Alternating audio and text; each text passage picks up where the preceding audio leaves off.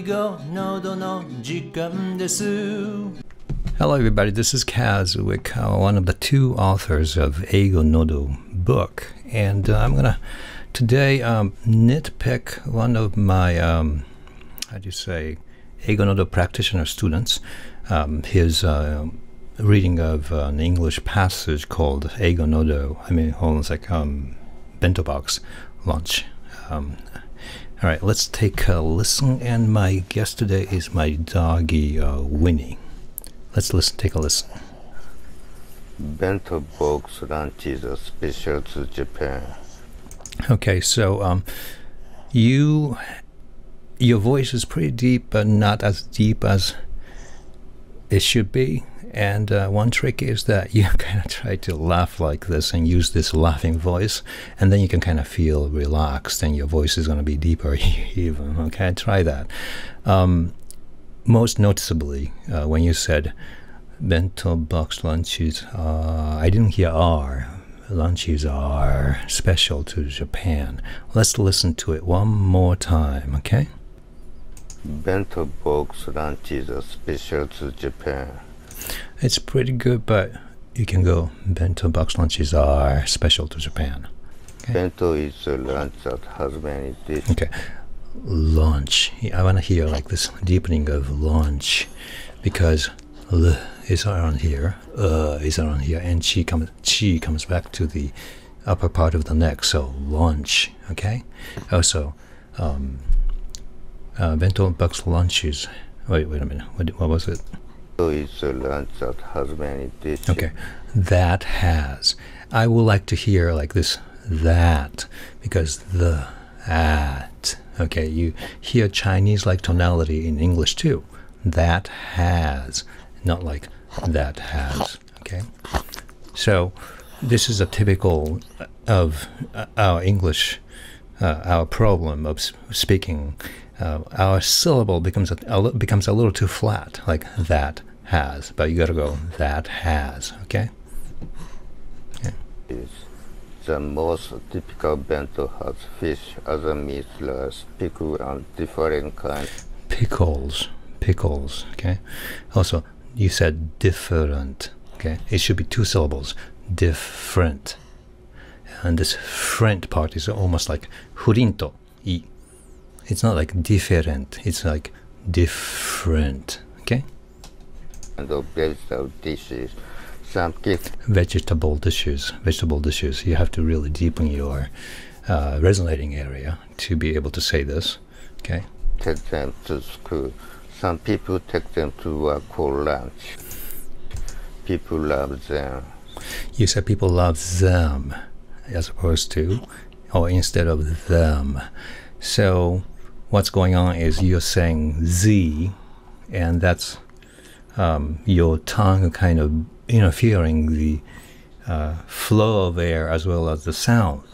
Okay, so try to be away from that by maybe sticking your tongue out. But as I often say, evacuate your tongue so that your tongue is not in the way of voice coming out.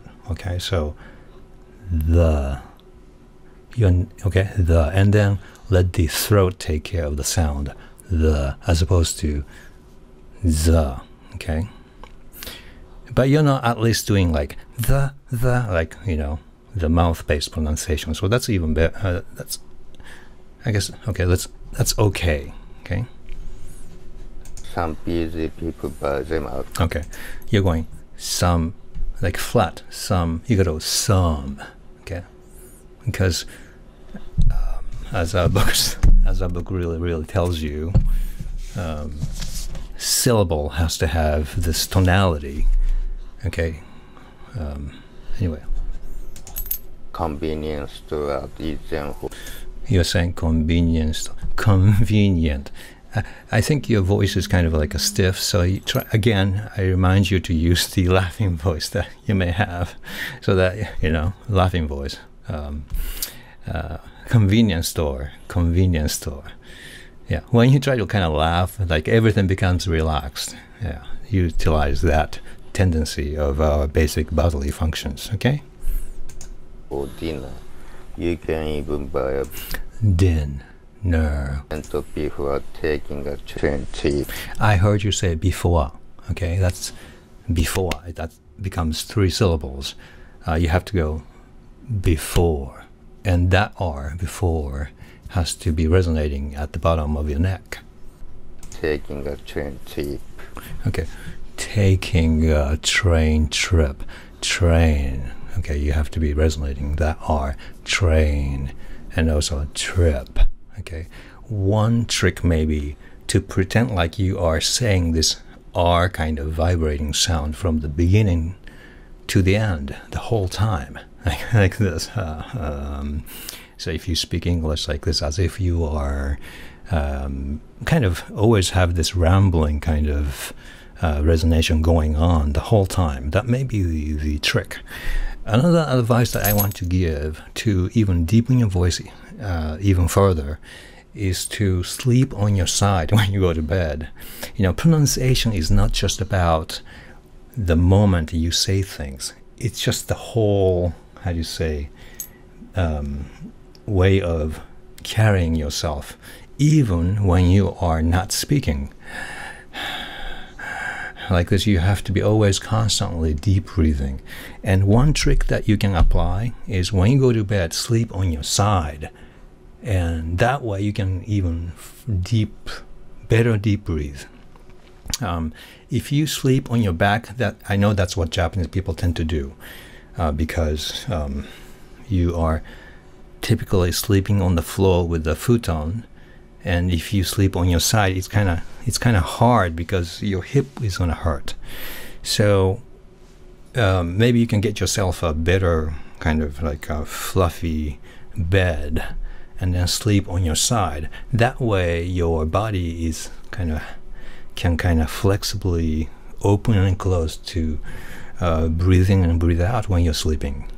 That way, in the morning when you wake up, you feel like, oh my God, I have slept with such deep breathing as a result of sleeping on my side. And in my case, that really helped me achieve this kind of resonating, rambling kind of voice. Okay, what else? I guess that's about it. It's almost like a life hack kind of technique. How do we relax as a Japanese person? We tend to be like very stiff, which is partly related to the fact that you sit on the floor and you sleep on the floor. And I think human kind of bone structure is not really designed to do those things. And as a result, we become a little bit stiff. When I lived in Japan, I used to have a lot of shoulder kind of stiffness. And I think that was because I was sitting on the floor. And oftentimes in the wintertime, I would use kotatsu for myself. It's kind of like a table that warms up your body. And because of this kind of posture that you end up doing or having, you get stiff shoulders. But once I came to the United States 25 years ago, I have never had any issues with my stiffness on the shoulders. I mean, my shoulder stiffness has been completely gone, because I think I just don't sit on the floor, or I just don't sleep on the floor. Okay. Eigonodo, mata ashita.